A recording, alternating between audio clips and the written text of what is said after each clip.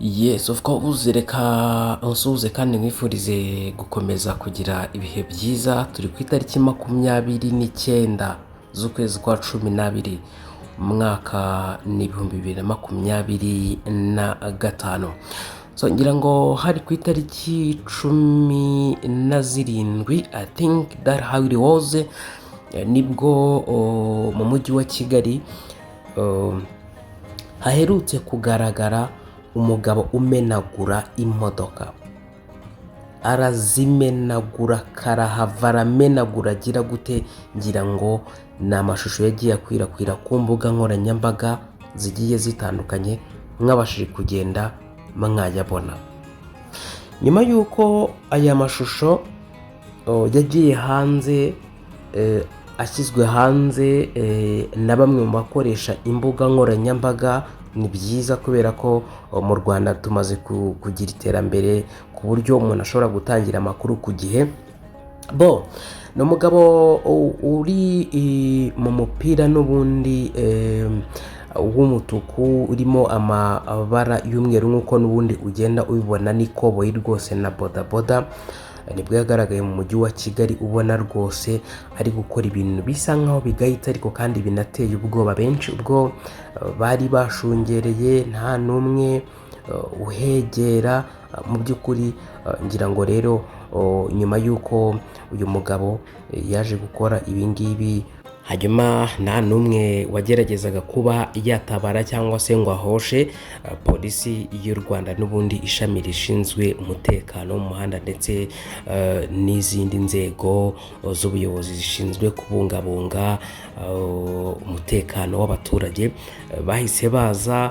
Uyu mugabo aza kuza kuba n'ubundi yafatwa, ariko mu gufatwa ni mu gihe benshi n'ubundi bari mu gihirahiro cyo kuvuga ngo ese uyu mugabo ubundi byagenze gute, yari muzima, bimeze gute? Hari amakuru nje ahangaha kuza kuba n'ubundi nabagezaho nyirizina ngo yanatumye n'ubundi akora ibi bintu. Uyu mugabo rero binavugwa ko yari umugabo w'umukire cyane, w'umuherwe, kugeza n'isaha n'ubundi akaba akiri umukire, dore ko binavugwa ko n'ubundi yari asanzwe afite shop ikomeye cyane hariya mu mujyi. N'ubundi ngira ngo byose turaza kugenda tubigarukaho muri iki kiganiro, ariko banza urebe neza ku ijambo aho rwose subscribe, nurangiza urikandeho, ufungure n'inzogera kugira ngo n'ubundi inkuru n'amakuru tugenda tubagezaho n'ubundi umunsi ku wundi uzajye urushaho kugenda umwe mu bambere bagenda n'ubundi bajyabonera ku gihe. Ngira ngo ni video mu by'ukuri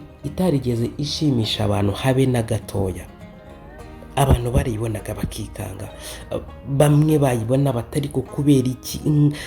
Donc ngira ngo hari benshi bagiye bavuga ati abagabo bo mu mujyi nta bwenge bagira, ni abantu bari aho, ati ni gute umuntu yangiza ibintu bingana kuriya, ahubwo bakarwana no gufotora cyangwa no gufata amavideo, ahubwo ntibajye kuba bamufata.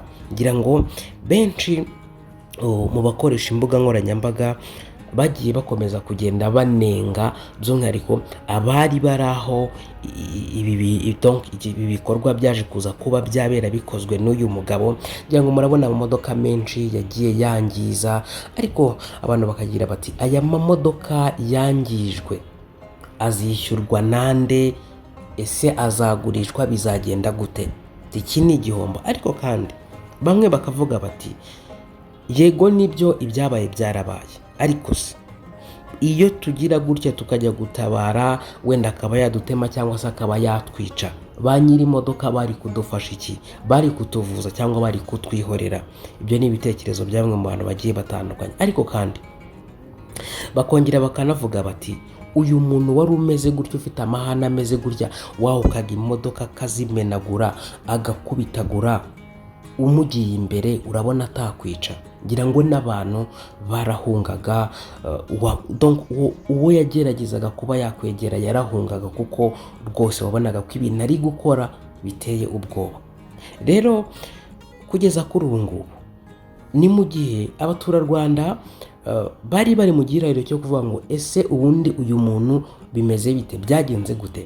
nyuma y'uko bimenyekana, nyuma y'uko inzego z'umutekano zibimenye ndetse harimo na polisi, uyu mugabo yahise afatwa ajyana ku kigo nderabuzima. Ubwo nyine ni Indera, mu bitaro nyine by'Indera hamwe hajya abantu bafite ikibazo nyine donc cy'imitekerereze itari ku murongo, niko navuga, cyangwa se uburwayi bwo mu mutwe, reka mbivuge gutyo.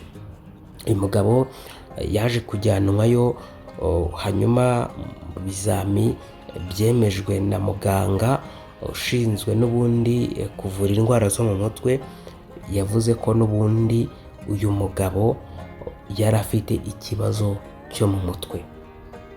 Yego, kuko benshi baribazaga bati se ni gute umuntu nk'uyu ko tubona ari n'umuntu w'umusirimu ari gukora ibintu nk'ibi ngibi? Ariko kandi hari andi makuru avuga ko uyu mugabo ubundi ngo ajya gukora ibi ngibi ngo muri we donc n'abamenye mu bo bari baturanye ngo bakoranaga, yatoboye akanwa avuga ko ngo nyine ngo ari umukire, ngo nta muntu nyine umurenze, ngo nta muntu umurusha ubushobozi, dore ko bivugwa ko yari afite shopu icuruza amatelefone, amateleviziyo, ibyuma nyine bigiye bitandukanye by'umwihariko by'ikoranabuhanga.